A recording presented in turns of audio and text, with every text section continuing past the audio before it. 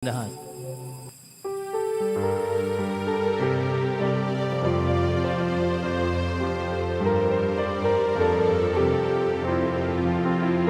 Magalak tayong lahat, si Yesu Kristo'y nabuhay na naig sa kamatayan. Alleluia, alleluia. Panginoon ang nagpirang sa pinubos niyang bayan, nagpupuring mga hinirang, masayang nagdiriwang. Magalak tayong lahat, si Yesu Kristo'y nabuhay na naig sa kamatayan. Alleluia, alleluia. Sa ngalan ng Ama at ng Anak at ng Espiritu Santo, Amen. sumainyo ang Panginoon. At sumaiyo rin. Mga kapatid, aminin po natin ang ating mga kasalanan upang marapat tayong gumanap sa banal na pagdiriwang.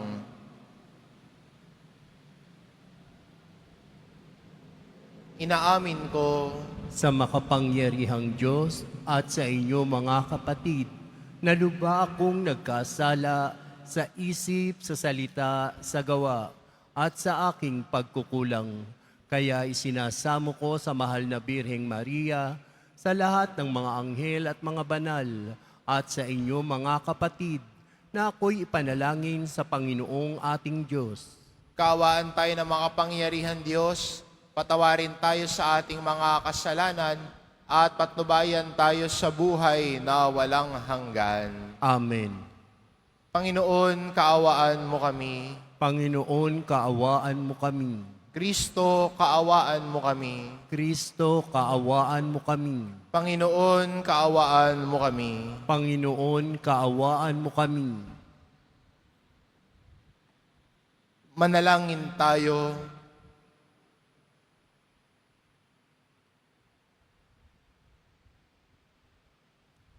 Ama naming makapangyarihan, ikaw ang nangangasiwa kailanman sa pinamamahalaan mong sambayanan.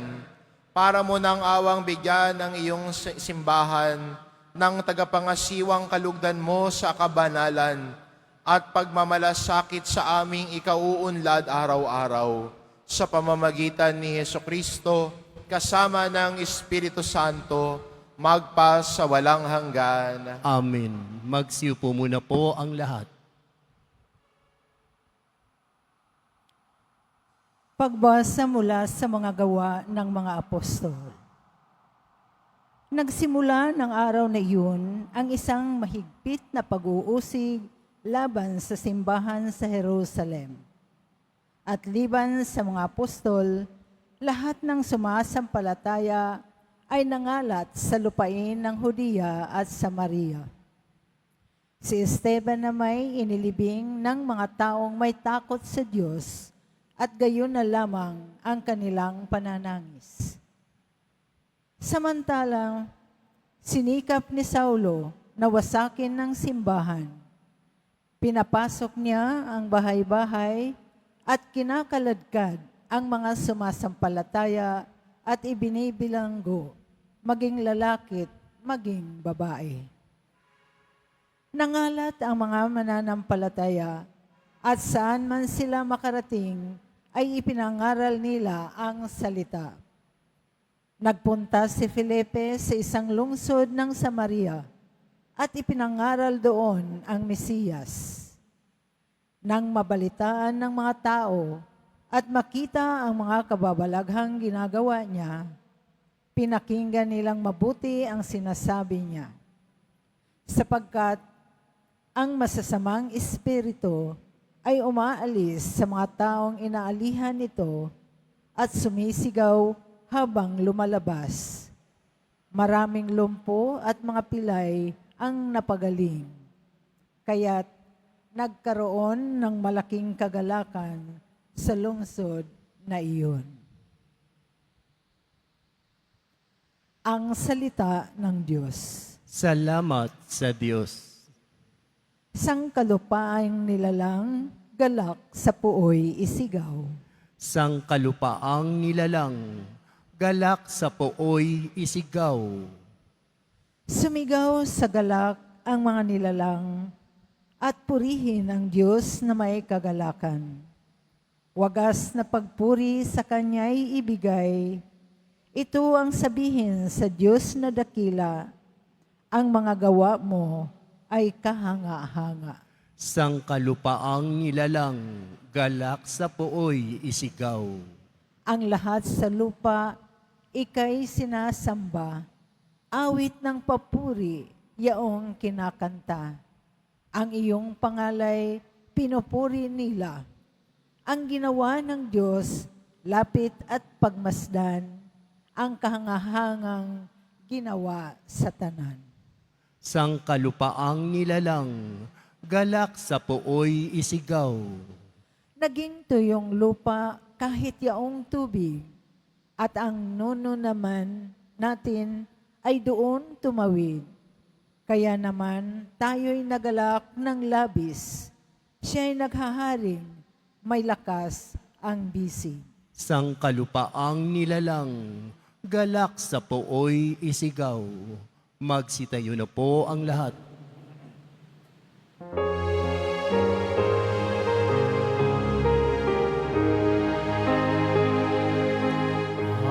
Hallelujah, hallelujah,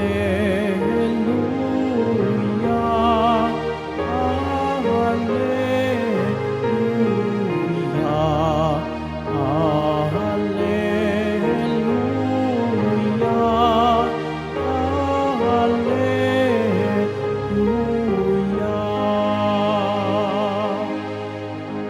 Mabubuhay na totoo ang lahat ng mga tao na nananalig kay Kristo. Hallelujah, hallelujah, hallelujah,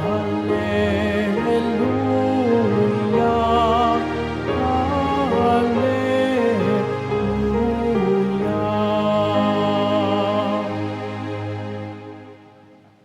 Sumainyo ang Panginoon, At sumaiyo rin. ang mabuting balita ng Panginoon ayon kay San Juan.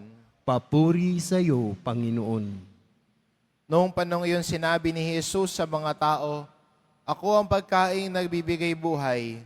Ang lumalapit sa akin ay hindi na magugutom, at ang nanalig sa akin ay hindi na mauuhaw kailanman. Ngunit sinabi ko na sa inyo, nakita na ninyo ako. Gayon may hindi kayo nananalig sa akin. Lalapit sa akin ang lahat ng ibinibigay sa akin ng Ama, at hindi ko itataboy ang sinumang lumalapit sa akin. Sapagkat ako'y bumaba mula sa langit, hindi upang gawin ang kalooban ko, kundi ang kalooban ng nagsugo sa akin. At ito ang kanyang kalooban, huwag kong pabayaang mawala kahit isa sa mga ibinigay niya sa akin, kundi muling buhayin sila sa huling araw. Sapagkat ito ang kalooban ng aking Ama, ang lahat na makakita at manalig sa anak ay magkaroon ng buhay na walang hanggan, at sila'y muli kong bubuhayin sa huling araw." Ang mabuting balita ng Panginoon. Pinupuri ka namin, Panginoong Heso Kristo. Magsiupo muna ang lahat. Sa araw na ito ay pinagdiriwang natin sa isang espesyal na pamamaraan ang isang misa para sa eleksyon ng Santo Papa. Sa araw din pong ito, para sa oras ho natin dito sa Pilipinas ay mamayang hapon at gabi ay sa Roma, ay magimisa ho ng hapon ang mga kardinal para sila ay gabayan ng Espiritu Santo sa kanilang pagpasok sa tinatawag nating conclave. At sa ganap na alas 10 ng gabi o alas 11 yata ng gabi dito sa atin, ay formal na papasok ang mga kardinal sa Sistine Chapel, ang labas na ho nila hanggang may ma-elect na ho sila na Santo Papa. No? At maganda para bilang isang simbahan, ay pinagdarasal natin ang bawat isa. At sa yugtong ito ng ating pamumuhay bilang Kristiyano, ay pinagdarasal natin ang mga kardinal na sila ay gabayan ng Espiritu Santo na ang maihalal nilang Santo Papa ay ang nais ng Diyos para sa simbahan. Kaya mahalaga rin para sa buhay Kristiyano ang tinatawag nating discernment. Discernment. Ang discernment ay ibig sabihin, tinutuklas natin ano ang kalooban ng Diyos para sa atin. At kahit sa paghalal ng Santo Papa ng mga kardinal, they need the discernment of the Holy Spirit that they may elect the person that God wills for the church. Maganda rin para sa atin bilang Kristiyano ang halaga ng discernment. Nasa pananalangin at gabay ng Espiritu Santo ay tinutuklas natin ano ang nais ng Diyos para sa atin. Hindi natin pinipilit sa Diyos ano yung gusto natin. Hindi yung discernment yon. Ang discernment ay kahandaan nating makinig sa salita ng Diyos. Kaya ho, ang darating na conclave, hindi ho popularity contest. Hindi ho yan paramihan ng likes. Ang mga maghahalal at boboto ay magdadasal. Maganda rin, no? Para sa atin din bilang Kristiyano, all eyes are on the coming election also by Monday. Siguro maganda rin paalala sa atin yung salitang discernment. Na kahit sa atin bilang Kristiyano, sa paghalal natin ng mga lider ng bayan, hindi dahil siya ang sikat, hindi dahil siya ang number 1 o leading sa survey at gusto mo, ay, boboto ko yung sure na mananalo. Ano, para masabi mo, yung binoto ko, nanalo lahat, ha? Kaya mahalaga para sa buhay natin, bilang Kristiyano, ang tinatawag nating discernment. Paghingi ng gabay ng Diyos para tulungan tayo na malaman ang nais niya para sa atin. At ang simbahan ngayon ay nakatuon ang atensyon natin sa mga kardinal ng simbahan na pinanalangin natin sila. We are praying for them. Hindi ho campaigning for them. Noong nakaraang araw, si Cardinal David ay nagsabi, ang conclave ay hindi ho campaigning. Kaya mga Pilipino, di ba? Share ng share. Narinig lang na matunog si Cardinal Chito. Ayan, sige, share. Susunod na Santo Papa. Ikaw ba ang Espiritu Santo?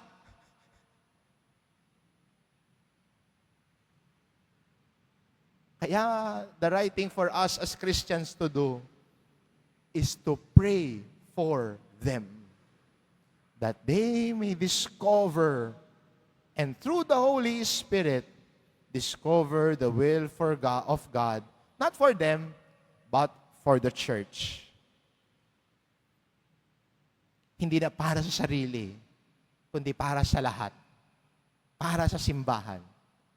Kaya mahalaga ang panalangin. At sa misang ito, ipinapanalangin natin ang simbahan.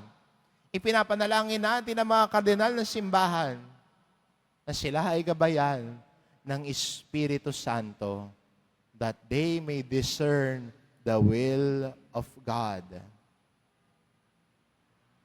Dahil gano'n naman ang simbahan Hindi lang natin pinapanalangin ang para sa atin lamang. Hindi lang natin pinagdadasal yung pangangailangan natin, yung gusto natin. Pinagdadasal natin ang kapakanan ng lahat. Kaya 'di ba, sa ating mga pagbasa, titignan natin ang unang pagbasa, ang simbahan ay pinagdarasal ang bawat isa. The church at Jerusalem is asking for the prayers of the church outside Jerusalem. And the church and communities of Christians are praying for the church in Jerusalem who is experiencing persecution. Nagdadasal para sa isa't isa. Hindi para sa sarili lang. Hindi ba? Para sa mayroon din sa iyo. Nung nalaman ka pupunta ka rito sa Quiapo, sasabihin niya, ay, hindi ako makapunta ng Quiapo. Pwede ba ipagdasal mo din ako? At yun ang kagandahan ng pananampalataya natin at bilang isang simbahan. Hindi lang tayo namumuhay para sa sarili lamang. Hindi natin pinagdarasalan para sa ating kapakanan lamang, kundi marunong din tayong ipagdasal ang bawat isa. At sa yugtong ito ng ating buhay bilang isang Kristiyano, pinagdarasal din natin ang buong simbahan. Pinagdarasal din natin ang mga kardinal na maghahalal ng ating bagong Santo Papa. Kasama sila sa ating panalangin. Kaya ang pinakamagandang gawin sa mga araw na ito, hindi mag-post ng makita mo sa social media na sino ang matunog, sino ang manok mo, magiging tinola yan.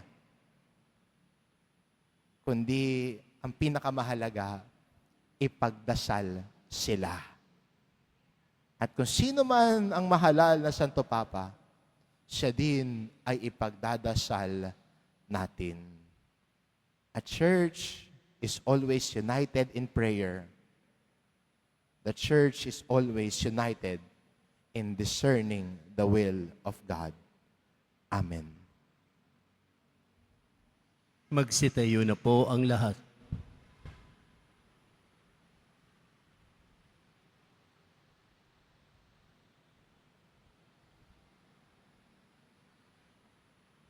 Minamahal ko mga kapatid, taglay ang pagtitiwala sa pagiging bukas loob ng Diyos Ama na naghandog sa atin ng Kanyang anak sa Eucharistia bilang pagkain para sa ating kaluluwa.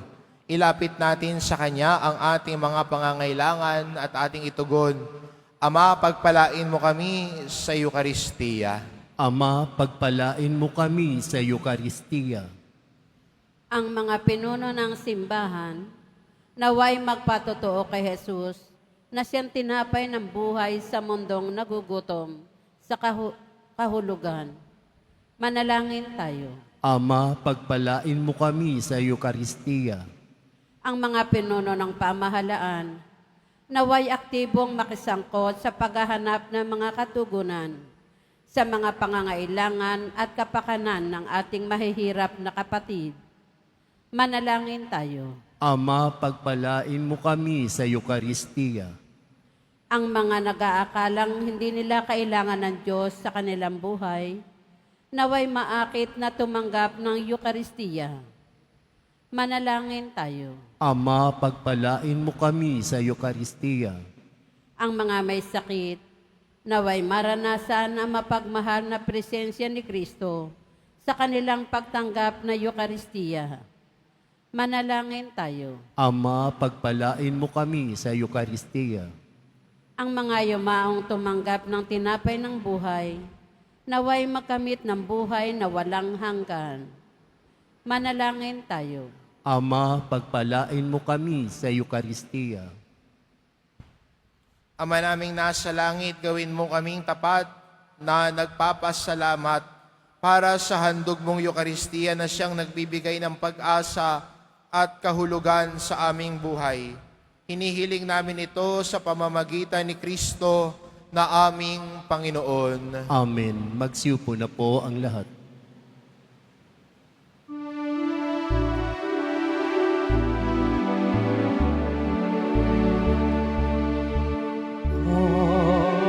Hallelujah, hallelujah,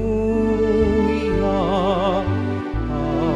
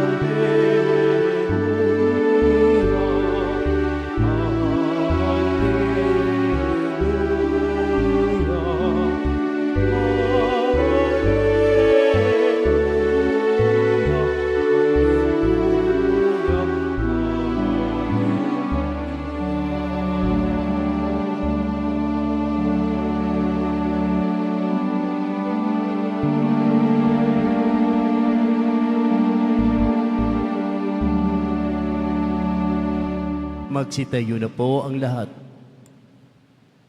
Manalangin kayo mga kapatid, upang ang paghahain natin ay kalugdan ng Diyos amang makapangyarihan.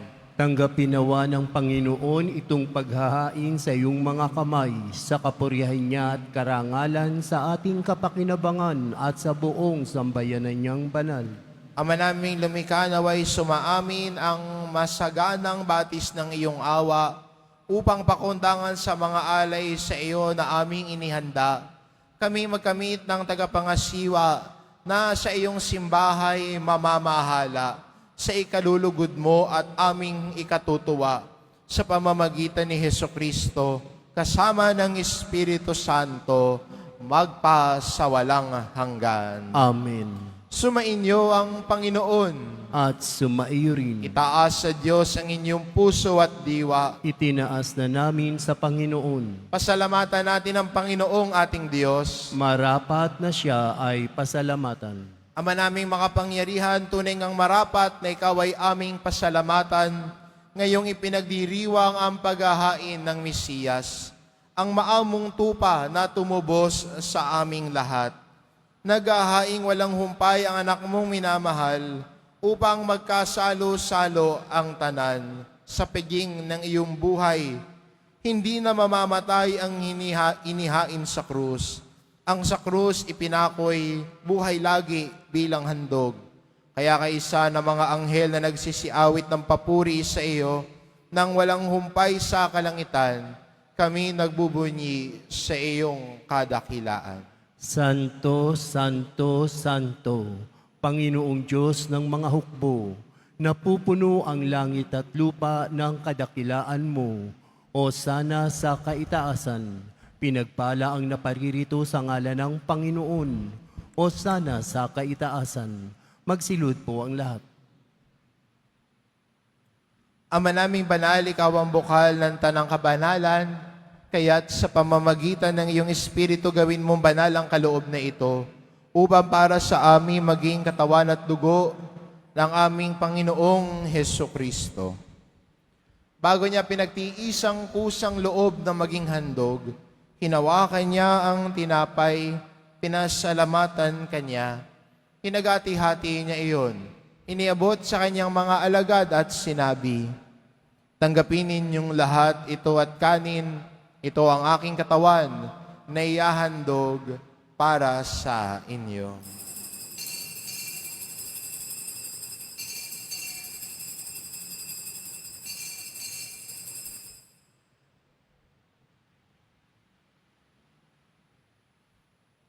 Gayun din naman na matapos ang hapunan, hinawakan niya ang kalis, muli kanyang pinasalamatan.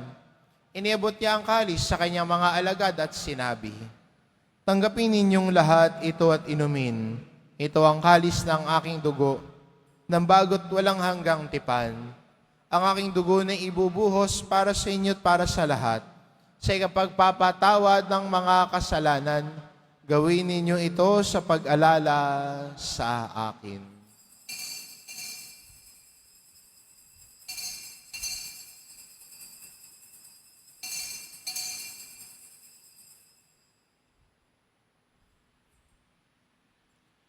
Magsitayo na po ang lahat. Ipagbunyi natin ang misteryo ng pananampalataya. Si Kristo'y namatay, si Kristo'y nabuhay, si Kristo'y babalik sa wakas ng panahon. Ama, ginagawa namin ngayon ang pag-alala sa pagkamatay at muling pagkabuhay ng iyong anak. Kaya't inaalay namin sa iyong tinapay na nagbibigay buhay at ang kalis na nagkakaloob ng kaligtasan. Kaming nagpapasalamat dahil kami iyong minarapat na tumayo sa harap mo para maglingkod sa iyo. Isinasamo namin kaming magsasalo-salo sa katawan at dugo ni Kristo ay mabuklod sa pagkakaisa sa pamamagitan ng Espiritu Santo. Ama, lingapin mo ang iyong simbahang laganap sa buong daigdig.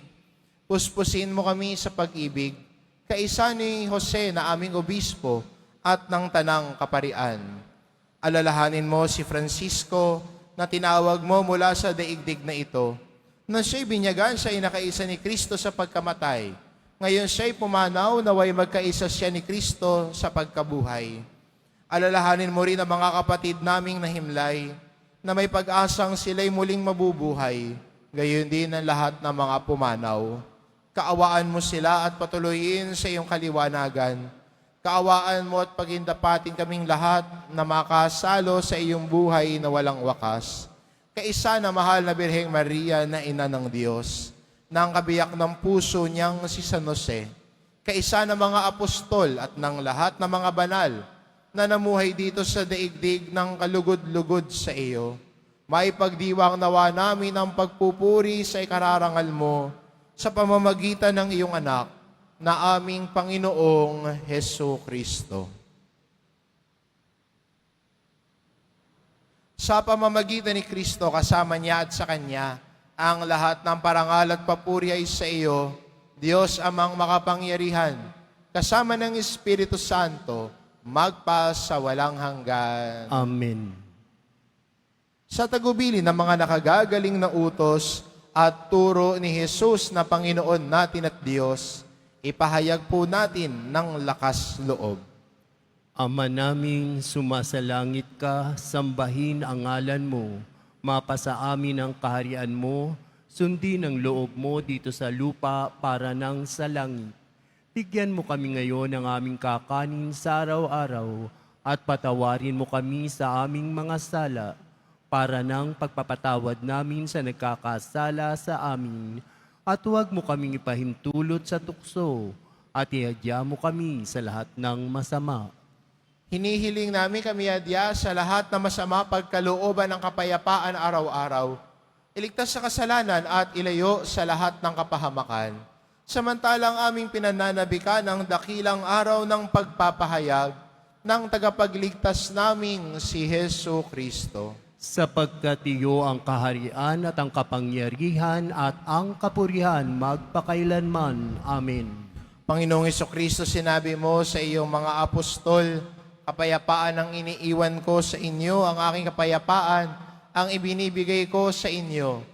Tungayan mo ang aming pananampalataya at huwag ang aming pagkakasala.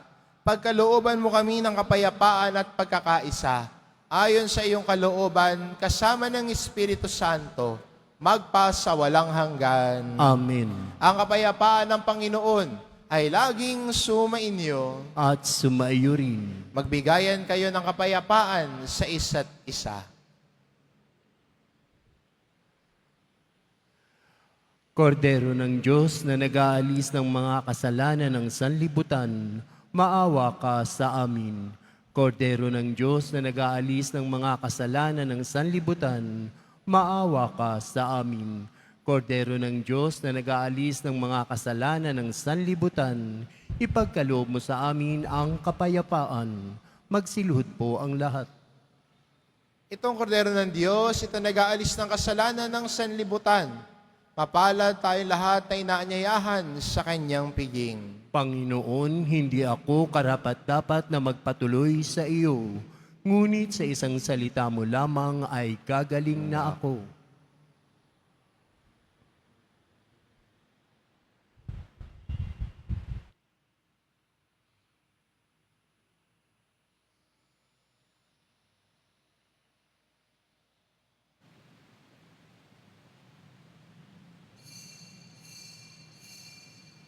Para sa lahat ng tatanggap ng banal na komunyon, sasagot po tayo ng amen pagkasabi ng pari o ng lay minister ng katawan ni Kristo at isubo agad sa bibig bago umalis sa harapan ng pari o lay minister.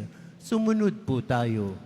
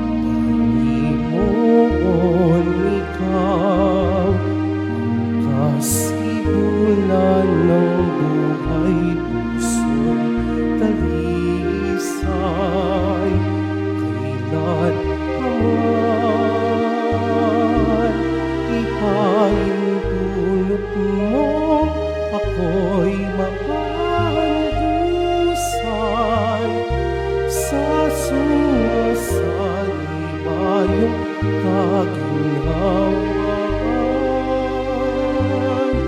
Dalangin pa sana'y mapagtanto kong tunay kaganapan ng buhay ko'y ikaw lamang.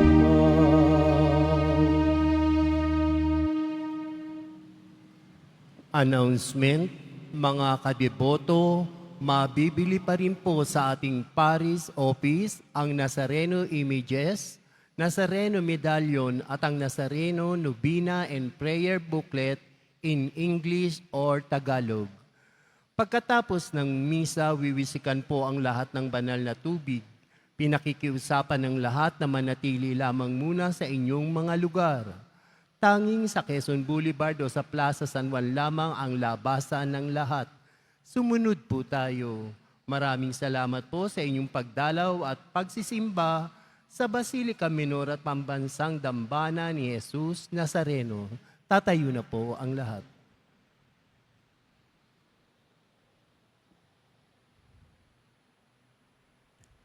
Manalangin tayo. Ama namin mapagmahal, kaming mga nakinabang sa katawan at dugo ng anak mong banal, ay pagbigyan mong lumigaya sa pagkakamit ng tagapangasiwang maaasahan na sa pagtuturo ng kabutihan sa iyong bayan at sa pagpapalaganap ng katotohanan ng mabuting balita sa tanan sa pamamagitan ni Hesukristo kasama ng Espiritu Santo magpa sa walang hanggan. Amen. Sumainyo ang Panginoon. At sumaiyo rin. Mahal na pong Jesus Nazareno, inihayag mo sa pamamagitan ng krus ang walang maliw na pag-ibig ng Diyos sa sangkatauhan. Pakinggan mo mga kahilingan, lalo na para sa mga nangangailangan ng iyong tulong at awa. Makamtanawa namin ang iyong kasagutan na may utang na loob na tinatanaw. Basbasan din po ninyo itong mga imahin at dasalan upang lalo kaming manalangin at magtiwala. Sa pamamagitan ng bendisyon na ito, naway lalo kaming maging mapaglingkod, masunurin na tapat sa iyo, na aming maluwalhating Panginoon, magpa sa walang hanggan. Amen. At pagpalain kayo ng ating mapagmahal na Diyos, ang Ama at ang Anak at ng Espiritu Santo. Amen. Umayo kayo, taglay ang kapayapaan ng poong Jesus Nazareno. Salamat sa Diyos.